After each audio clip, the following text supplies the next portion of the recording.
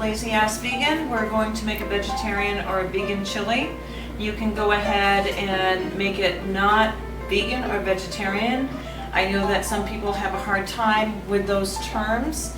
Try to look at it as more of a healthier eating choice, an organic choice maybe, than labeling yourself. I, for one, don't like to label myself. Yes, I do eat a more vegan lifestyle, and I often will cook more vegan, but I don't like to live that way. I just like to, I really just am more interested in a healthier eating lifestyle. So today we're going to talk about how to make chili. So what you're going to do is these beans the night before, you can soak them. And if you forget, that's fine. You don't have to. You can put them on high and you can cook them. And they're just kidney beans and black beans from the bulk aisle section at your grocer. I don't know if you can see this, but I've gone ahead and I've cooked them down halfway. I soak them and then cook them down halfway. I don't put salt, I don't put oil like a lot of people do. I don't think that they're necessary items that we need. And I put them in my pot and I put them on high for about a half an hour.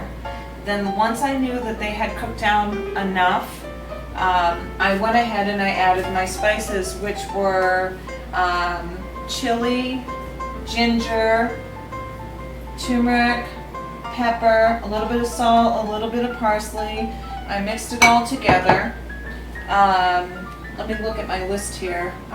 Chili, ginger, paprika, turmeric, black pepper, curry, parsley, and salt. So you have those, and then you're going to cook those spices for a little bit. If you want it a little bit hotter, just add a little bit of hot sauce at this point. Don't add your vegetables or anything yet because they're going to get really way too mushy. You're not going to like it.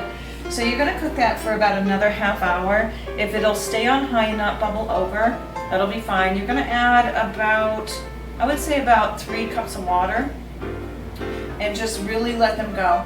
I like to drain them because otherwise they seem muddy. If you don't drain them, you'll know what I mean by muddy.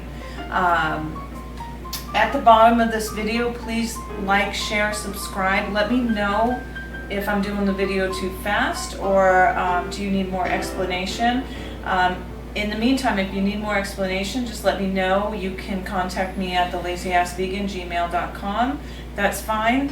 But I am doing these videos for you. I already live this lifestyle.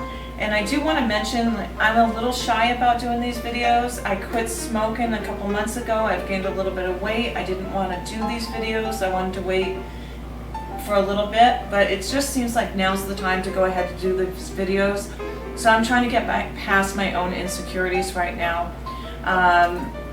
But it's more important that I help you than my own insecurity about how I'm feeling about how I look right now.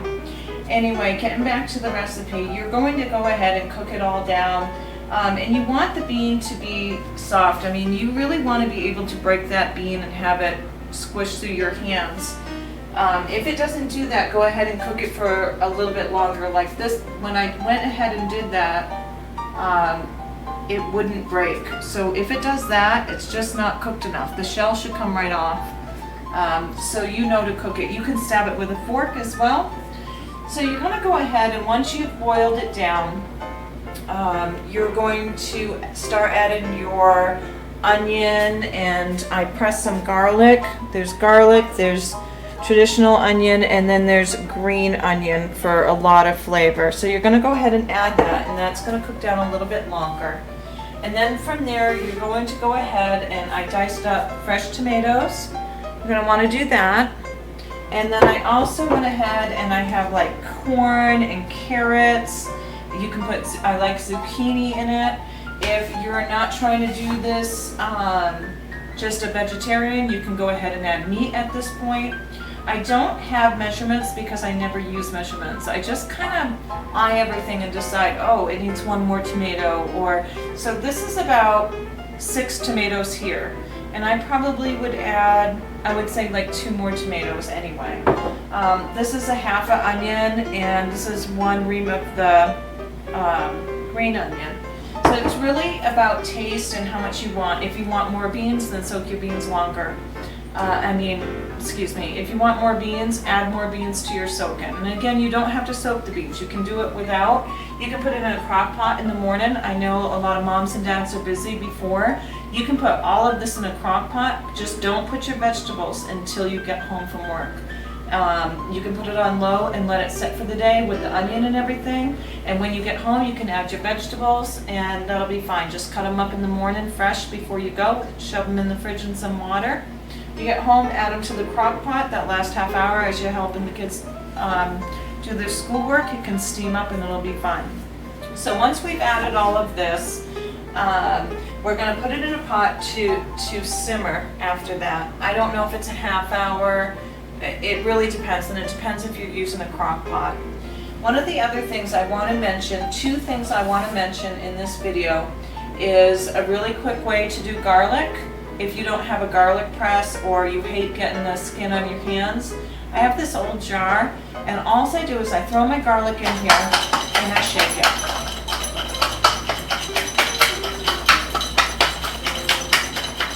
And what that does is it takes all the leaves off the garlic, so you can go ahead and just cut it down. You can see all the leaves that are around and everything, so it just makes it easier to work with so it's not sticking to your hands. And whatever I don't use, I just put back in the fridge this way. Another thing, so I don't forget to mention, is when I'm making chili or soups, I often find that I make too much. And don't worry about it. Don't let it sit in your fridge and go to waste. What I do is I take some baggies and I make little freezer packs, so then they're easy to take with me on the go. And so I fill them up and then I let the air out and then I just lay them flat in the freezer like this. And I take a piece of paper towel, this isn't paper towel obviously, and I put it in between and I just layer them in the freezer. So I have soups and chilies and everything that's really good for you and on the go. So if you're making this batch of chili, why don't you make extra so that the next time you can just grab it from the freezer.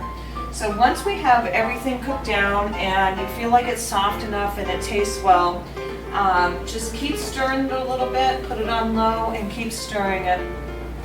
And we'll just wait for that to boil and to be ready. In the meantime, I am really excited to be here to do these videos for you.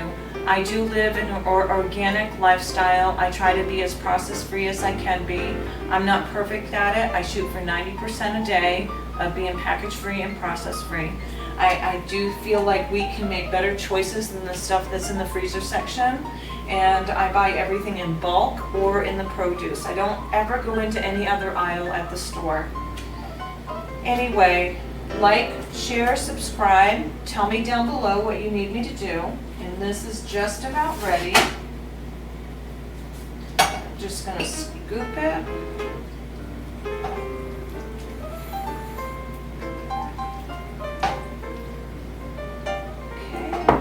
And this is where if you like cheese or something like that, please buy a better type of cheese. That cheese that's on sale for $1 is probably not the best. Spend a little extra money and get a better quality cheese if you're going to eat it.